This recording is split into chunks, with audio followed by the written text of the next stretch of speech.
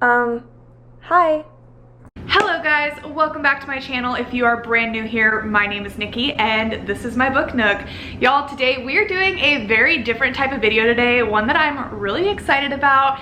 My little book nook has been growing. I do not know what is going on, but in the last couple of months, I've gained several thousand new subscribers and there's just so many new faces and it's so fun. And I just thought now would be a really good time to do my first ever Q&A on this channel, just so that you guys can get to know me a little bit better. And honestly, through getting these questions, I feel like I've gotten to know you guys a little bit better, what you're interested in seeing on this channel. I just thought it'd be a fun time. But yes, I asked you guys to send me questions through my YouTube community post and through my Bookstagram. If you guys are not yet subscribed or you are not yet following me on my Instagram, little plug there, that is the place that I do these kinds of things. If you want to be involved in future videos like this, that is where I interact with you guys. So subscribe, follow, be on the lookout for that. But yes, I got so many awesome questions for you guys. It really made my whole day. I was literally expecting nobody to ask me anything, and then I was like, hey, I just won't record this video. But you guys asked so many things and I have so many fun things to talk about. You guys asked a lot of questions that were kind of similar to each other, so I'll definitely try to group some together and give you an umbrella answer. I'm gonna get through as many as I possibly can. This might be a long one, but yes, I think I'm gonna start out with the book related questions because this is a book channel, and then I'll kind of move into the more random personal questions. So if you're interested in that, just stay towards the end. But yes, I'm just gonna get into it. So I feel a good place to start is a couple of you asked me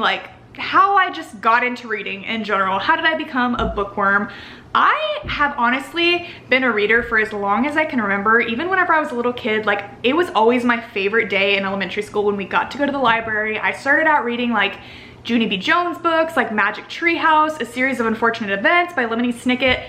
I think that's honestly shaped a lot of my childhood and the way that I am, because I loved those books. And if you've read them, you know they're kind of really messed up and they're made for children. It was a weird thing. I always loved the books we read in school. I read the first Harry Potter book in my first grade class, and that just opened my world to a whole new range of things I just fell in love with. But the real book and series that made me absolutely fall in love with reading is Twilight. I read Twilight for the first time whenever I was 8 years old, and I have never experienced anything like that. It just would not leave my brain. It was all I thought about. It was just such a experience I will never forget. So from Twilight, I just kind of kept reading from there. I've gone through spurts of reading more, reading less, times when I've been busier, but it's just always been something that I loved and just been a total escape for me. Okay, so many of you guys asked on my preferences between ebooks versus paperbacks versus hardbacks. What is my favorite? The short answer to that is paperbacks are my preference. I feel every one of these questions I have a simple answer and then an unnecessarily rambly answer. I have never really been an ebook person aside from Wattpad on my phone. I've always liked to hold a physical book in my hand. I love to see how many pages I've read. I love to see my physical progress.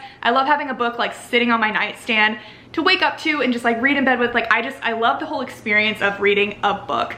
Ebooks, I understand the appeal. I'm actually getting a Kindle for Christmas. It was the main thing I asked for from Santa.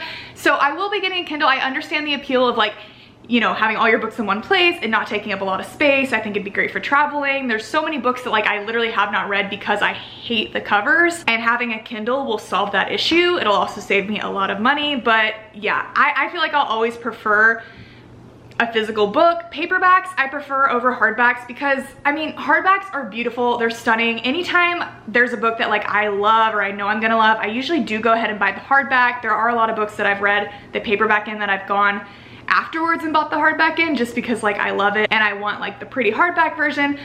But this is gonna sound so ridiculous. Hardbacks hurt my arms. I do a lot of my reading on this couch, kind of laying down, and holding up a hardback hurts me. I can't do it. It's really nice if you're sat up and you're you have the book spread out on your knees and stuff. It's nice to not worry about cracking the spine, but they're just heavy. They take up a lot of space on your shelf, and in general, the coziest, just best experience for me with a book is a little paperback moment. So that answers that question. Okay, so somebody asked, did you read a lot in college? How do you combine a social life and reading? I actually had a couple people ask me in general, how I manage my time, how I manage to read so much.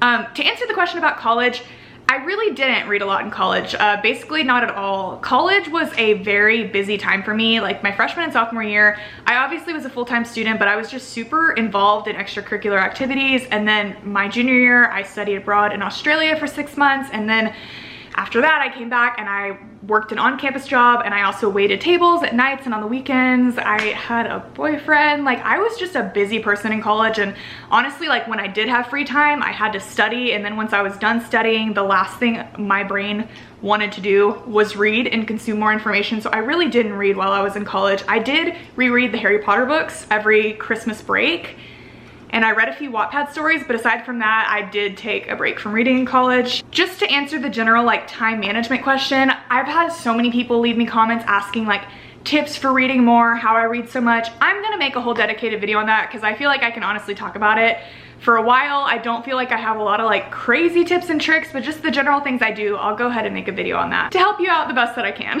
Somebody asked, would you ever do videos on your favorite TV show or movies? I do have a video coming up on this channel that I've been planning out for a while where I give book recommendations based on your favorite movie slash TV show, and several of those movies that I'm planning on talking about and TV shows are my favorites. So if you're interested in that, keep a lookout for that video. I think that's gonna be a fun one. Favorite book boyfriend.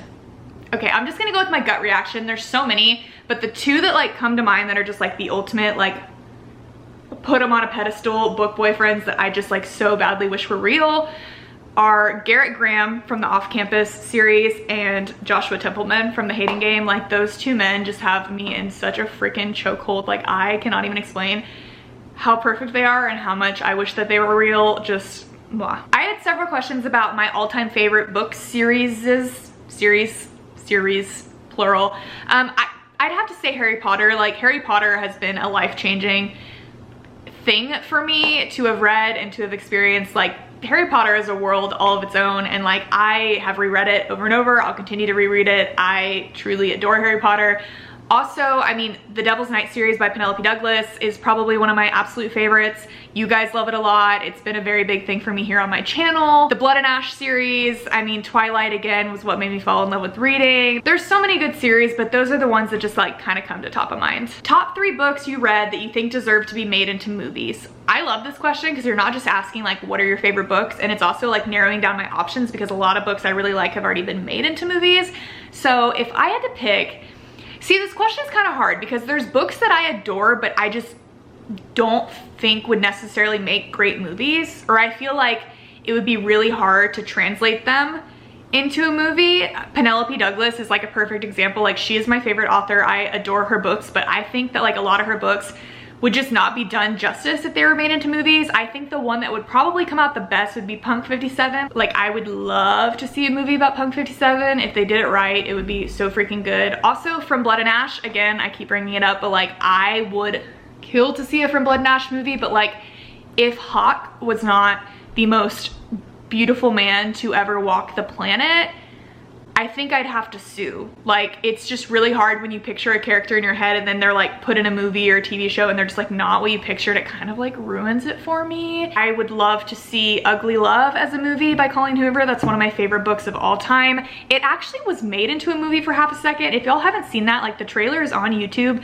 It was gonna come out like the same time that 50 Shades of Grey was coming out, and I just did not, they tried to go like that route with it and it just was not, it just didn't seem like it was going to be done very well or done the way that Colleen Hoover intended it. I was not a fan of that trailer. The movie ended up getting canceled and I'm kind of happy about it because like, I just don't think it would have been done right, but I would love if somebody would like pick up that book again and make it into a movie now that it's like become popular recently again. If it was done correctly, I would literally die for that book. I love it so much. The one other book that keeps coming to mind is just like my current favorite. It's kind of the one I just most recently read that I'm obsessed with. The Wall of Winnipeg and Me by Mariana Zapata. I think that would make a great movie and I would love to see that. So if somebody could get on it, that would be fantastic. My absolute favorite book of all time, I've talked about this to no end, is The Fault in Our Stars by John Green.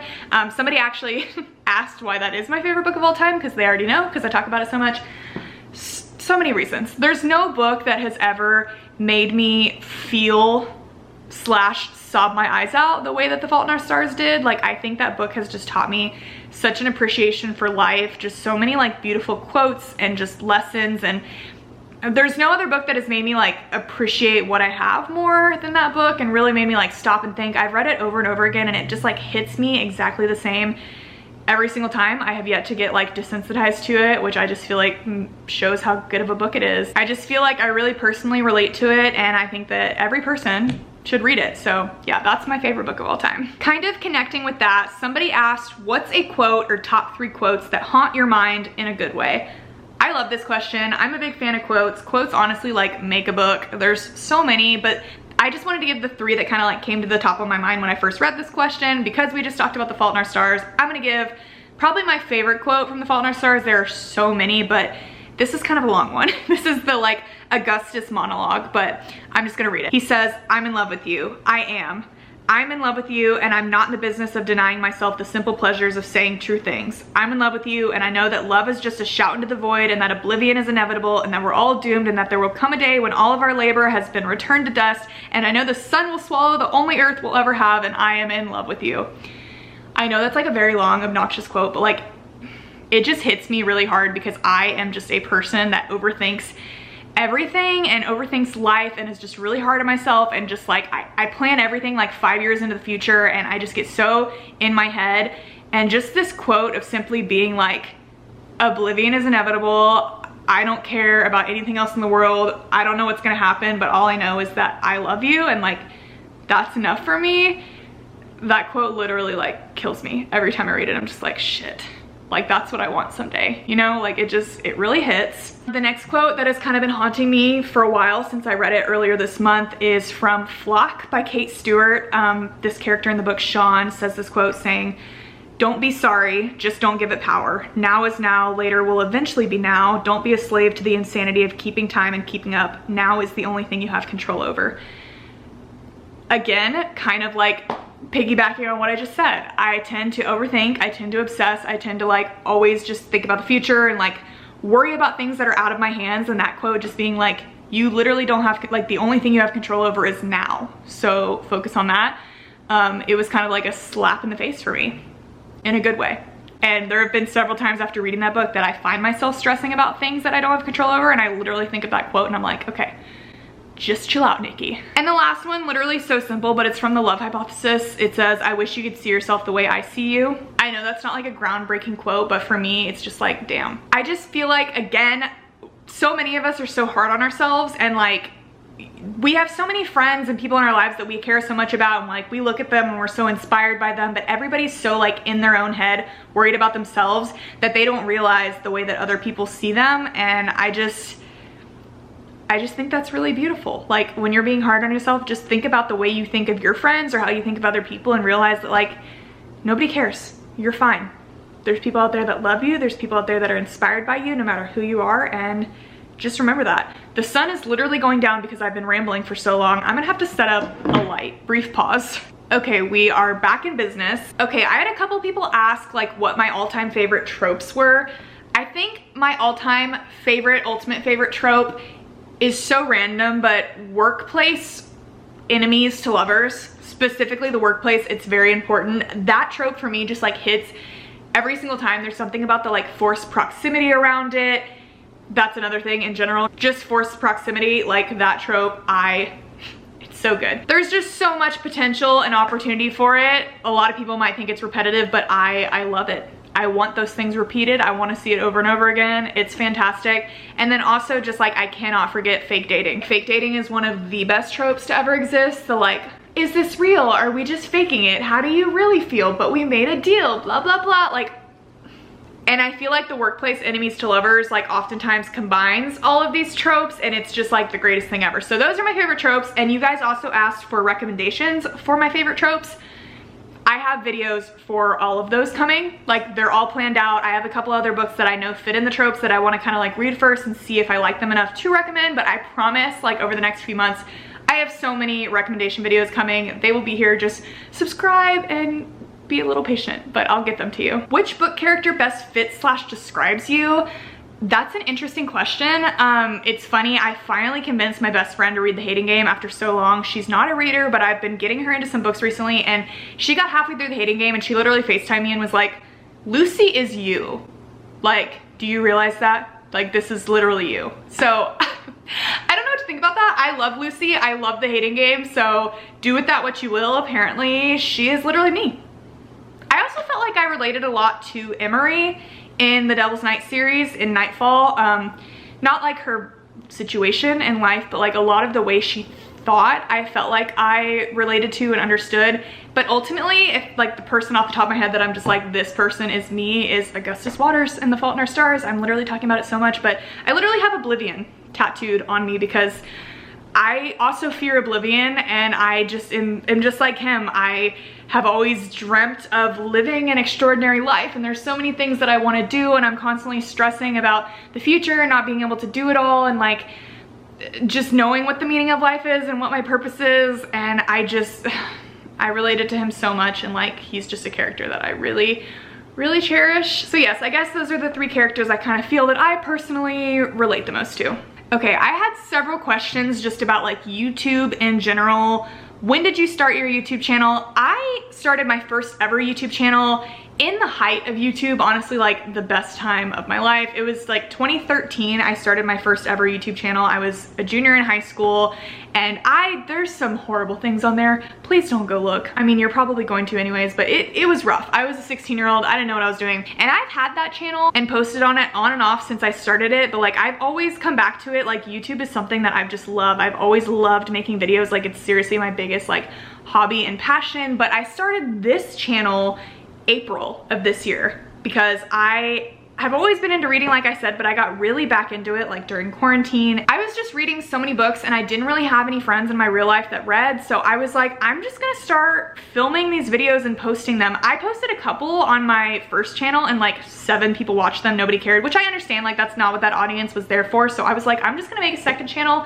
After I read a book, I'm just gonna sit down, set up the camera, just word vomit my thoughts about it and post it. And I literally didn't think anything about it, and this channel just like slowly started to grow. It was really crazy. I'm so thankful for it. But yeah, I was asked like, how did you grow your YouTube so well? Do you have any tips for new booktubers? And honestly, like I said, like I just started posting. I had another channel, I think for like 8 years I've had my other channel, and it only has like a couple thousand subscribers, and it took like a full 8 years to really grow that.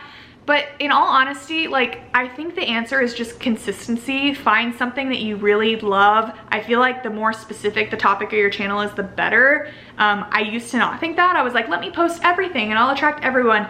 I feel like it's better to just post what you like and post kind of specifically, and that's really how you like find your audience. And just be consistent, like just keep posting. I literally, since I started this channel, I have posted at least once a week, every single week, usually at least twice a week. It just helps, like if people know that you have new videos coming out, they're more likely to subscribe. And I mean, I think some good tips are to just like stay on top of new books coming out. I try to like stick with the trends. If there's a book like a lot of people are talking about, I try to like read that and then make a video on it because people are already gonna be searching for it. I feel like that's the way I've gotten a lot of new subscribers, but I've also posted about books that are super old, and those videos have gotten tons of views, so you just really never know. I feel like the best tip is to just start. I had a couple people ask me about like equipment, what do I use? Y'all, I'm sitting on the floor. I'm using a camera that's like 5 years old, a bendy tripod that was like $10 from Amazon. I use iMovie to edit. Like I don't do anything fancy. I started and for years used my phone to film and edit on my other channel. Like it doesn't matter. Like the biggest thing when starting a YouTube channel is to just start filming yourself, just post the video. I feel like if you like get in your head and you think about it for so long, you'll never do it. You really just have to start. Your first videos are not gonna be good. You're gonna look back on them and cringe and hate them no matter what you do. So the biggest step is just starting, and that is really all of the advice that I can give you. Okay, now I think I'm gonna transition into the more just like personal random questions. So the first question I got, I actually really love. The person said not to be deep, but are you a type to seek external validation often, or are you more self-content? Beautifully worded, by the way. Honestly, I feel like I'm more self-content. Like, do not get me wrong, it's great to have words of encouragement, to be validated. Like, when it comes to YouTube, like, y'all's comments make my entire day. Like, I love it. But I feel like over time, I've just found that you're gonna be, or you really need to be, your biggest fan in life, and you have to just be confident and know what you're doing is the best thing to do. So I guess a mixture of both is my answer. I do find a lot of like satisfaction just personally in doing things on my own, like finishing a video, posting it, like makes me feel so good and like I did something productive and like I created something. Like creating is like my favorite thing in life. Like it's just so satisfying to like work really hard on something for a long time and then it be done. Like I get a lot of just like self contentment from that, but of course the words of praise never hurt. Somebody asked, did you go to college and what did you study? I've mentioned a lot about just like college in general on my channel, but for those of you that don't know, I did go to college. I went to Texas A&M University. I majored in telecommunication media studies with a minor in psychology. Basically, that's a fancy name for marketing, but like the more creative side of marketing versus the numbers side. I actually started out as a biomedical science major. I was literally one for 2 days and I'm like, what am I doing here? I hate this. I've always been interested in being creative and marketing, and I'm so thankful because I actually wasn't able to transfer in to the business school into marketing because like A&M's business school is literally psycho. I had to ace calculus and that was not gonna happen. So I ended up doing telecommunication media studies, and it was like the best decision I ever made because I am not about the numbers. I'm not about like all the like little organizational details. Like I'm really have always been more interested in the creative side of that. So telecommunication media studies was perfect for me. Somebody asked dating stuff. I cannot help you. I am very single and I've been very single for about 3 years now. I am a person that very much enjoys being single. I really value and cherish my alone time because I have a lot of like hobbies and things that I do in my free time. If somebody incredible came along, like that would be great, but I'm just like not actively seeking a relationship. I never really have been a person that actively seeks relationships, especially now though. I mean, I'm 24. Several of you guys asked how old I am. I am 24. So I've been out of college for like 2.5 years and I feel like I'm finally just like starting to get comfortable with being an adult, and I really have like found my independence, and I really like that. I really feel like I'm in a place where like I know what I want in life, and unless somebody comes along and that I feel like is going to be there long term, that I could see being there long term, I just don't care to waste either of our time. So yeah, I'm just chilling right now. I have no advice for you. In conclusion, somebody asked, how many cats do you have and what are their names? I have 2 cats. I'm going to have to show them to you. So this is Draco. He is my OG, my baby boy, my firstborn. He is kind of the light of my entire life. He is the biggest cuddler. Like he literally sleeps right by my head every single night. He always, if he wakes up and he sees that I'm sitting in my desk chair, he always comes and lays in my lap. I adore him, but he also can be a little shit, not gonna lie. So this is cat number 1. And this is Kiwi. I had to get out some food to make her come out from her lair underneath my bed. She likes to follow me around everywhere and she's super curious, but she's just not much of a cuddler. Like she'll let me hold her for approximately 3 seconds and then she's over it. Like she wants to be there, she wants to be involved, but like the second you show affection, she's like, nah, I'm over it. But you gotta love her. They're so different from each other. They're kind of like the yin to the other's yang, and they're my children. Oh. But yes, obviously Draco is named after Harry Potter, and then Kiwi is named after a Harry Styles song. So I have both of my Harrys that I love covered with my children's names. So speaking of Harry Styles, literally like my 2 greatest loves in life are books and Harry Styles. If you guys don't know that by now you do. But somebody asked, how many Harry Styles concerts have I been to and which one was your favorite? I think I've been to 8 of his concerts. I saw him for the first time on his first solo tour in Houston, and then I saw him on the Today Show in New York City back, like it was literally the last thing I did before like Corona took over the world. It was in February of 2020. And then I saw him 6 times on his tour, on Love on Tour, just in the last month. Literally the most incredible month of my life. I saw him in Atlanta. I saw him at Madison Square Garden in New York City for Halloween.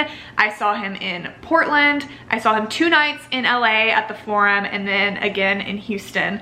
I mean, the Today Show is just like an experience I'll never forget. So maybe that one's my favorite. Like that was like a 1 in a million chance thing that like my friend and I won fan passes to go and see him.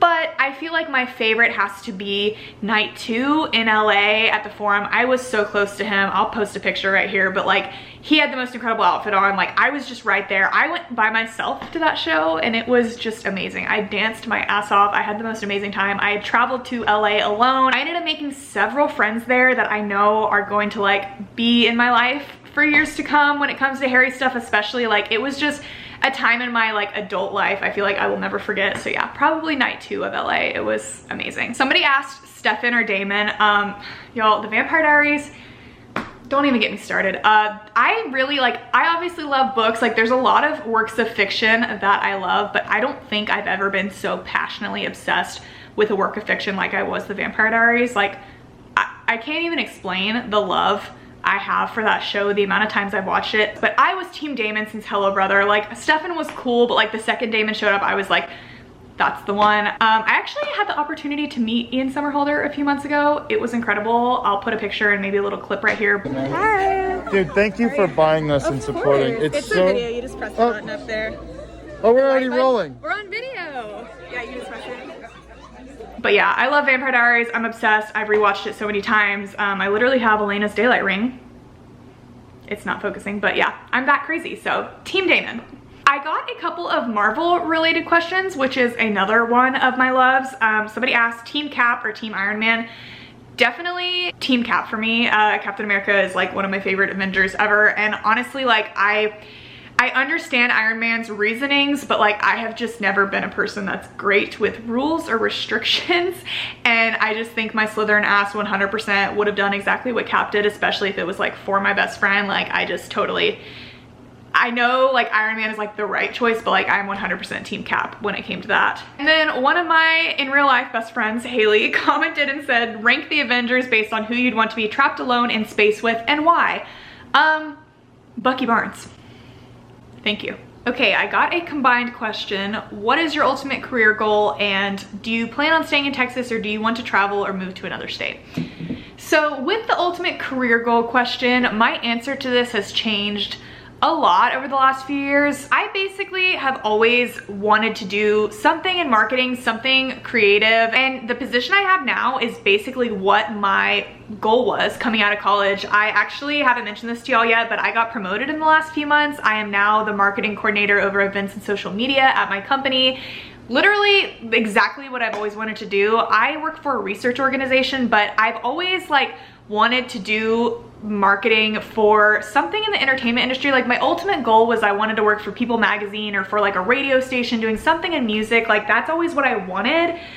But in all honesty, if I can tell you what my ultimate career goal is at this point in life, like my ultimate goal is to just not have a traditional career. I genuinely cannot do the 9-to-5 life. I work for an awesome company that's super flexible. They always have been, even before Corona was a thing. Like we worked from home 2 days a week. We have half-day Fridays. Like I get lots of PTO. They're super flexible and awesome with me. There's lots of great benefits. But even so, like I just have such a hard time sitting at a desk.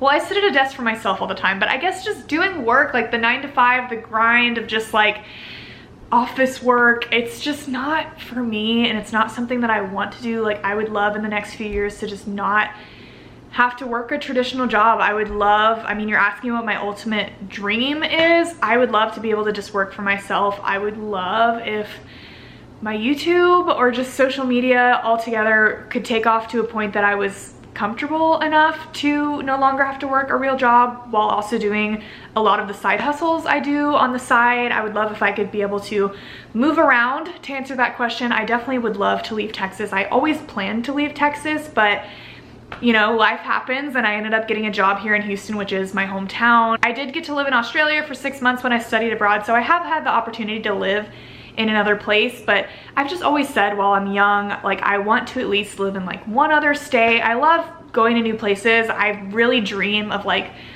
I'm kind of all over the place because I dream of living in New York City, but I also dream of living like in Arizona in the middle of the desert. Like I don't really know what I want, but yeah, that would be so great if I could just full-time do this because literally this is all I'm dreaming about. Every time I'm sitting at my desk, like I'm just wishing I could be doing this. Like I just feel like I'm like wasting time, and there's so many other things I like am passionate about and would love to do. So yeah, that's my answer. And then the final question that I'm going to answer, and if you stayed to the end of this probably ridiculously long video, this is a little treat for you because I did not plan to talk about this until next year, but you know, the question got asked, so I will answer it. Are you wanting to become an author? Are you writing, or have you written any books? With all the reading that you do, have you ever thought about writing yourself? Would you like to write a novel?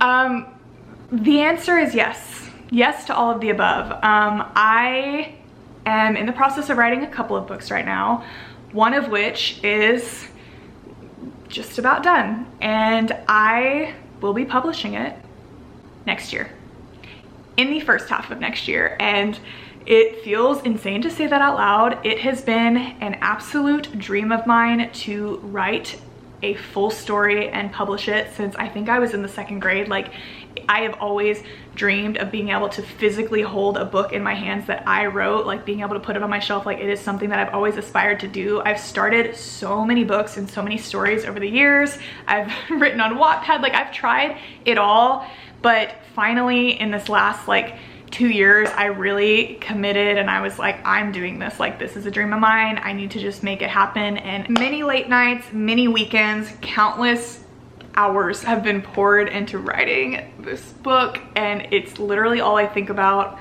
It's just, I love it, but you know, it's my baby, and the thought of giving it to you guys is so exciting, but obviously a little nerve-wracking. But yeah, it feels so weird to get that off my chest. Like I said, probably like 2 of you are still watching, but still, I guess you're VIPs now. You got the inside scoop. But yeah, I have a book that will be coming out in the first half of 2022. I will give you guys more details soon, I promise. Like I'll do a title reveal, a cover reveal, I'll give you the synopsis, all of that. But for now, I will tell you it's a romance. And that's it. I'm not gonna say anything else, but yes, a little treat, like I said, for you guys. I'm so excited, but yeah, that's it. Thank you guys so much for watching this video. I had so many questions. I literally have been filming this for like an hour and a half. I don't know what's gonna make it into the video, but if I didn't answer your questions or you have any other questions, feel free to leave them down below. I'll maybe answer them in the comments or just film another one of these videos. But this was super fun to share some of my life with you guys and help you get to know me better. And yeah, thank you as always for being a part of my little book nook, and I will talk to you very soon. Bye.